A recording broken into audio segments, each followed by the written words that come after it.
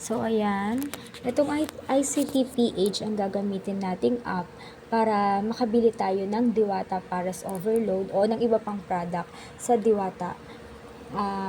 Ngayon, kailangan nakapag-download na kayo ng ICT-PH. So, ayan, ito ICT-PH ako, meron na ako. Kaya click lang natin yan.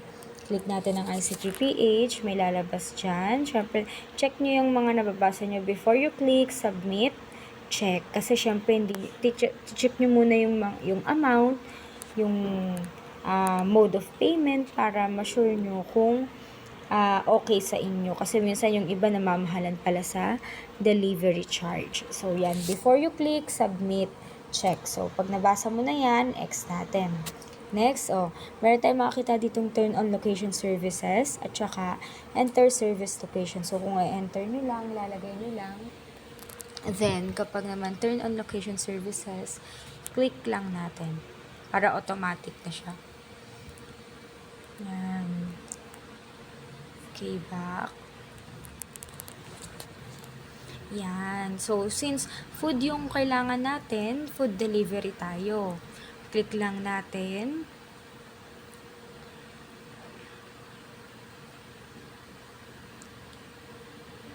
O yan, hanapin natin yung Diwata.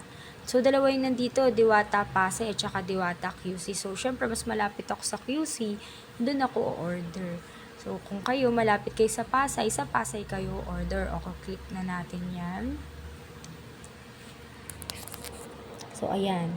So, itong Diwata Paras Overload nila, na-order ko na yan before dun sa Pasay. Pero gusto ko pa rin ulit umorder ng Diwata Paras Overload. So, add natin yan.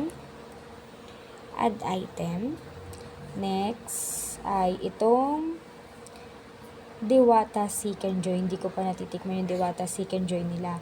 Ayan, meron sila dyang iba. Diwata Paras Gyudon, Kinamatisan, Diwata Paras Sisig. Ayan, meron na silang mga bago pang ano. Ayan, meron na ding Diwata Family Chicken. So, try natin tong Diwata Chicken Joy. Add. Okay, add item. So, ayan. Kung may mga gusto pang idagdag, like extra rice, gravy, ayan. Pero since yan lang naman yung order ko, check na natin dito tayo. Check out. So, 'di ba? Ano nga muna, i-check muna natin bago natin isa-submit. So, since okay na ako dito, ang delivery charge niya ay 103 pesos. Yung ano niya, Paras Overload, 100, Diwata Seek and Joy, 150. So, yan, kung gusto mo mag-delivery tip, 10, 20, 30, others, pwede. So, kung gusto mo delivery type, deliver to your doors or take away, click mo lang dyan. Kung may add special instruction ka, like ako gusto ko, dalawang padagdag, dalawang sabay. Yan. Yung ibang store, kasi kahit sa Foodpanda ginagamit ko, naglalagay ako ng instruction kapag may gusto ako. Like, kapag sa Jollibee ketchup, gusto ko padagdagan ng ketchup. Yung iba, nagdadagdag, yung ibang branch, yung iba, hindi. So, dito, depende sa Diwata kung magdadagdag sila. Sana magdagdag sila. So, yan. Kapag okay na tayo dyan, yung mode of payment natin, kung anong gusto nyo, meron tayo ditong cash, meron ding card, meron ding wallet. So, sa wallet, wala naman tayong pinapasok ng pera dito sa ICT-PH. So, since mas ano sa akin yung cash, edi cash tayo. Dami. So, yan. Tapos, lagay din pala natin, pwede din pala natin lagay 500 Philippine peso po yung pera ko. Salamat po. Yan.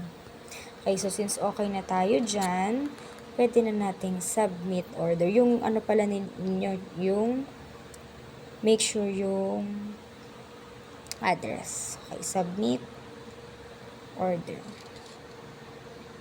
Ayan, may verify your identity lang with ID or so.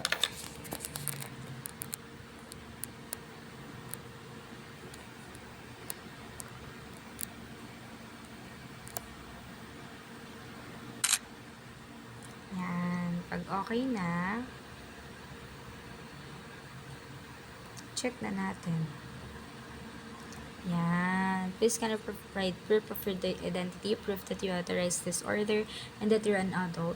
This will be temporary as we verify our users. For card and wallet payments via Tap apps, please provide a valid ID. Once order is accepted by the store, it can no longer be canceled. If you agree, please submit this now. Okay, syempre agree naman ako. So, isasubmit ko na to. Yan. Okay na. So, naka-order na ako. Waiting na lang ako. Thank you so much. Pag gusto nyo i-track yung order nyo, yan. Ganyan lang.